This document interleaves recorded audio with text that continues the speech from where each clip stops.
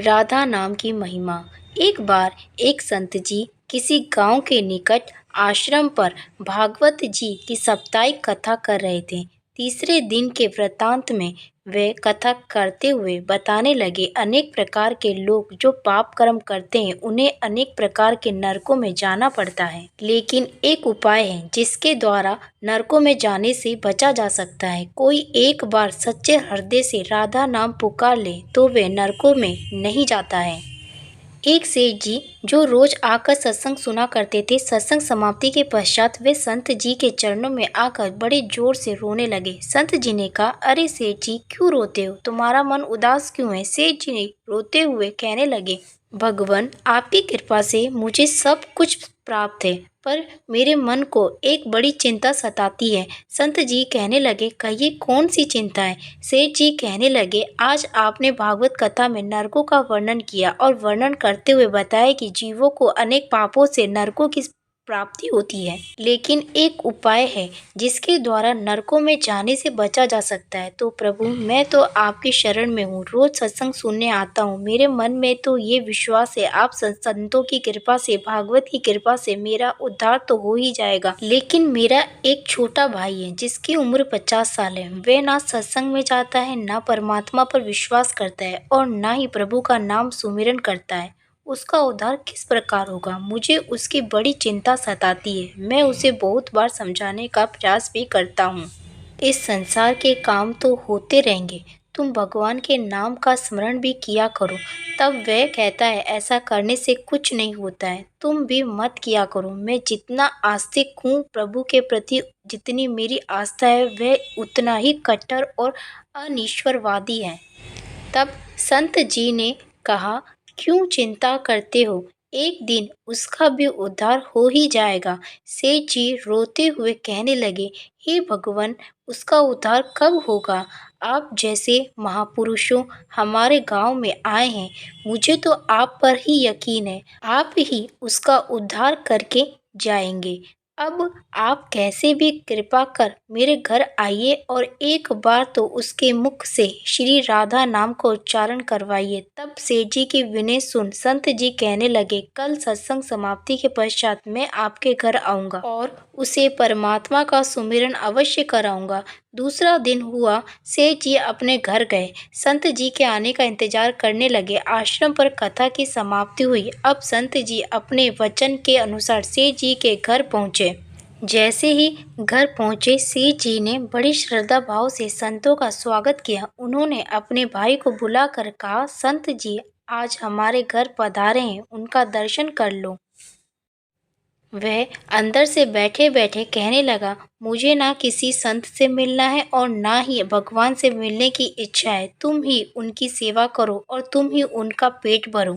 संत जी ने जब यह वचन सुने, सेठ जी रोते हुए कहने लगे, भगवान जी, देखा आपने, आपके सामने ही आपका अपमान कर रहा है। संत जी कहने लगे, सेठ जी ख्याल ना कीजिए, सब कुछ अच्छा होगा। अब सेठ को दिलासा देते हुए संत जी पलंग से उतरे और उसके भाई के कक्ष में आ गए और उसके कंधों पर हाथ रख कर कहने लगे, और बताओ आज तक कितना कमाया है? वे संत जी को इस प्रकार अपने नजदीक देखकर कहने लगा, अपना हाथ मेरे कंधों से हटाओ। मैं ना संतों को मानता हूँ, ना भगवान को मानता हूँ। लोग जितने आस्तिक होते हैं, मैं उतना ही कट्टर नास्तिक हूँ। मैं भगवान को नहीं मानने वाला हूँ। आप मेरे नजदीक क्यों आए हैं? संत जी कहने लगे, मैं तो अपना काम करने आया हूँ। संतों का काम होता है लोगों का उद्धार करना। आज तुम्हारे उद्धार का कार्य मिला है तो अवश्य करके ही जाऊंगा। वे सेठ का भाई भी बड़ा कट्टर था। वे कहने लगा, आपको किसी का भी उद्धार करना है कर लीजिए, पर मेरा उद्धार आप नहीं कर सकते। मैं कुछ भी नहीं करने वाला हूँ। सेठ के भाई को देखकर संत जी मुस्कुराकर कहने लगे, एक बार राधे राधे बोल दो। वह सेठ जी का भाई कहने लगा, मैं कुछ नहीं बोलूंगा। संत जी ने फिर कहा, राधे राधे बोल दो। वह कहने लगा, नहीं वो कहूँगा। फिर संत जी ने कहा, राधे राधे बोलो। वह कहने लगा, मैंने कहा ना मैं नहीं बोलूँगा। तब संत जी पुनः सेठ जी के पास आए और कहने लगे, अब आपने मेरे ऊपर ये जिम्मा सौंपा है, अब मैं जैसा करूँगा आप बीच में नहीं आना। आप सारे परिवार वाले बाहर जाकर बैठ जाओ। जब तक मैं आपको बुलाऊं नहीं, एक भी परिवार वाला इस कक्ष में ना आए। अब इस प्रकार सेठ जी अपने परिवार सहित बाहर आकर बैठ गए और अब कक्ष में सिर्फ संत जी और सेठ जी का भाई था। संत जी ने पुन प्रेम से कहा, अरे भैया एक बार राधे राधे बोल दो। वे कहने लगा, मैंने आपसे मना किया ना, मैं नहीं कहता हूँ, ना भगवान को मानता हूँ, ना भगवान की बातें मानता हूँ, मैं कट्टर नास्तिक हूँ। संत जी पुन उससे प्रेम से हंसते हुए कहने लगे, जितने तुम कट्टर नास्तिक हो मैं उतना ही आस्तिक हूँ। मैंने अगर निश्चय कर लिया है तुम्हारे मुख से राधा नाम सुनकर ही जाऊंगा और पक्का समझ लेना कि तुम्हारे मुख से राधा का नाम निकलेगा ही। वे कहने लगा, आप कितना भी प्रयास कर लो, मैं एक बार भी नाम नहीं लेने वाला हूँ। अब संत महापुरुष होते तो बड़े दयालु हैं, पर लीला मात्र होने उन्होंने क्या किया, उस सेठ के भाई का हाथ पकड़ा और हाथ पकड़कर जोर से घुमाने लगे। अब वे सेठ ठहरा 50 साल का, वृद्ध अवस्था थी। संत भी वृद्ध थे, पर संतों के अंदर भक्ति का तेज होता है। उन्होंने जोर से उसके भाई का हाथ घुमाया, मरोड़ दिया। हाथ घुमाकर संत जी फिर कहने लगे, कहो राधे राधे। वे कहने लगा, नहीं कहूँगा। अब तो संत जी ने जोर से हाथ घुमाकर सेठ के भाई को जमीन पर पटक दिया और खुद उसके पेट पर चढ़कर बैठ गए और संत जी फिर कहने लगे, बोलो राधे राधे। वे फिर कहने लगा, नहीं कहूँगा। अब तो संत जी ने उसके दोनों हाथ पकड़कर उसके पैरों को बांध दिया और कहने लगे, कहो राधे राधे।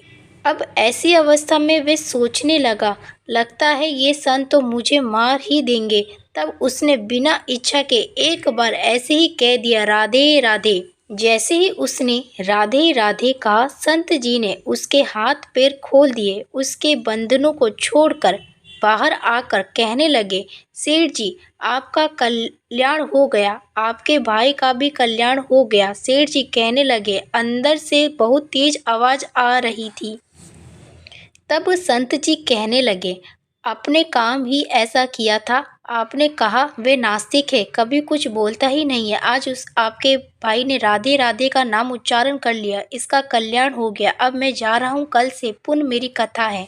अब संत जी तो अपने स्थान पर लौट आए। सेठ का भाई जमीन से उठकर अपने भाई से कहने लगा, ये कैसे संत हैं, मुझसे झगड़ा करने आ गए, मेरे ऊपर चढ़कर बैठ गए और कहने लगे, अगर राधे राधे का नाम उच्चारण नहीं करोगे तो मैं तुम्हारे ऊपर ऐसे बैठे रहूंगा। अब उसकी बातें सुन सेठ जी तो हंसने लगे। वे हंसते हुए मन से भगवान को धन्यवाद देते हुए कहने लगे, हे प्रभु आपके संत भी बड़े दयालु हैं, खुद कष्ट सहकर भी लोगों का कल्याण करते हैं। समय व्यतीत होता गया, मुश्किल से 5-6 महीने गुजरे होंगे। अचानक एक दिन छोटे भाई का देहांत हो गया। शरीर समाप्ति के पश्चात आत्मा शरीर से अलग हो जाती है। वह आत्मा ही ऊपर यमराज के पास जाकर सारे हिसाब किताब देती है। अब इस व्यक्ति का हिसाब किताब खोला गया। यमराज ने चित्रगुप्त से कहा, जो आज इंसान हमारे पास लाया गया है उसका हिसाब क्या है। चित्रगुप्त कर्मों का हिसाब देखकर बताने लगा, हे भगवान, इसने अपने जीवन में कभी परमात्मा का नाम सुमिरन नहीं किया,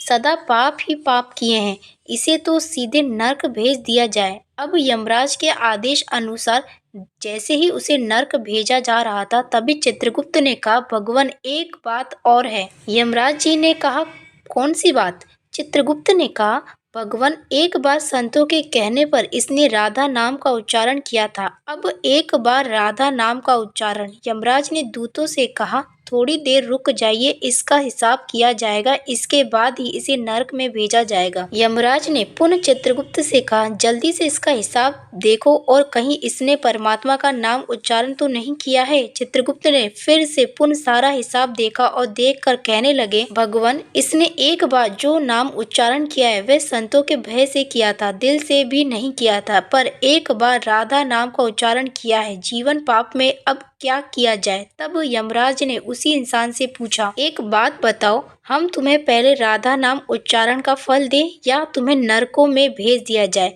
तब वे भक्त हाथ जोड़कर कहने लगा, भगवान, नरक में तो जाना ही है, इससे अच्छा है आप मुझे एक बार राधा नाम उच्चारण का फल दे दो, फिर मुझे जहाँ चाहो भेज देना। अभी यमराज जी अपनी पुस्तक खोलकर देखने लगे कि एक बार राधा नाम उच्चारण का फल क्या है। उन्होंने सारी पुस्तकें खोल दी पर उन्हें कहीं फल दिखाई नहीं दिया। तब वे विचार करने लगे, एक बार राधा नाम उच्चारण का फल तो मुझे पता ही नहीं है। तब वे अपनी शंका के निवारण करने के लिए उस भक्त को अपने साथ लेकर स्वर्ग लोक में आ गए। स्वर्ग में आकर यमराज ने इंद्रदेव से कहा, हे इंद्रदेव, मुझे बताइए एक बार राधा नाम उच्चारण करने का क्या फल है।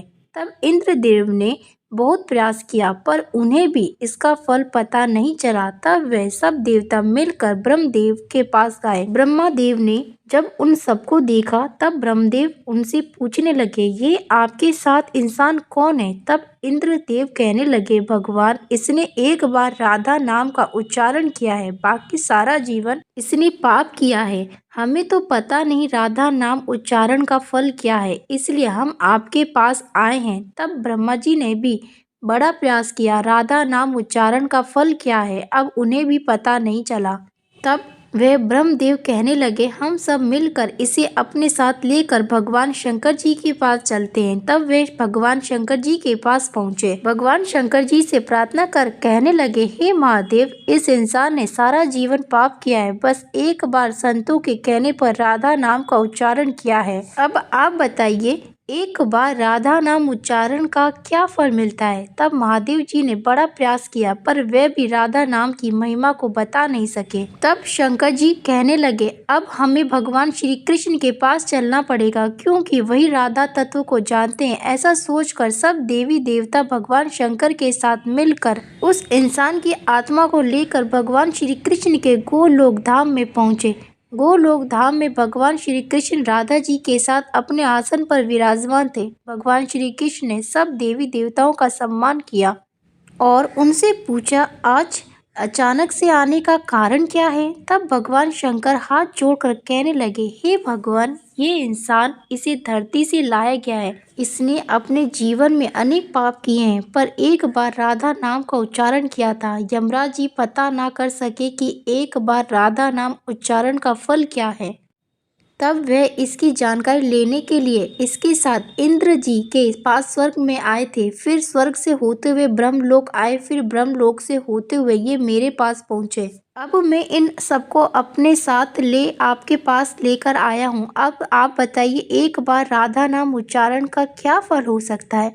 जब इस प्रकार बातें चल रही थी तब श्री कृष्ण के पास बैठी राधा रानी बड़े जोर से हंसने लगी। तब श्री कृष्ण ने कहा, हे राधिका, क्यों हंसती हो। तब राधिका कहने लगी, हे भगवान, ये अभी तक राधा नाम का महत्व समझ नहीं सके हैं। तब भगवान शंकर जी कहने लगे, हे महारानी, राधिका के नाम का क्या असर है, आप हमें बताइए ना। तब राधिका जी कहने लगे, हे महादेव, आप खुद सोचिए, इस व्यक्ति ने एक बार राधा का नाम जपा। वे एक बार राधिका के नाम जपने से स्वर्ग लोक की सैर करके आया है, ब्रह्मदेव का ब्रह्मलोक में दर्शन करके आया है, आपके महादेव लोक में आपका इसने दर्शन किया। आज एक बार उच्चारण के प्रभाव से ये आप सबको साथ लेकर हमारे को लोक धाम में आया है, मेरे दर्शन और श्री कृष्ण का पूजन कर रहा है। इससे अधिक राधा नाम का और फल क्या हो सकता है। जब राधिका जी ने इस प्रकार एक बार राधा नाम का पूरा महत्व बताया तो यमराज कहने लगे, ये तो बड़ा अनंत फल है। जो व्यक्ति नरकों में जाने वाला था वे एक बार उच्चारण से सब लोगों की यात्रा कर भगवान श्री कृष्ण और राधा रानी के चरणों में उपस्थित हो गया है। इससे अधिक फल और क्या हो सकता है। तभी फिर से यमराज कहने लगे, भगवान, क्या अब इसे नरकों में जाने की आवश्यकता नहीं है। तब श्री कृष्ण कहने लगे, हे धर्मराज, जिसने एक बार राधा रानी के चरणों का दर्शन कर लिया हो वह तो कभी नरक में जा ही नहीं सकता। तब वह भक्त जो वहां पर राधा रानी के दर्शन कर रहा था वह कहने लगा, हे महारानी, मैंने तो संतों के भय में आकर आपका राधा नाम उच्चारण किया था, पर जो सच्चे हृदय से आपके नाम का उच्चारण करते हैं उन्हें तो जीवन में कोई भय होगा ही नहीं। वह तो नरकों की यात्रा में कभी निकलेंगे ही नहीं, वह तो सीधा आपके चरणों में ही समा जाएंगे।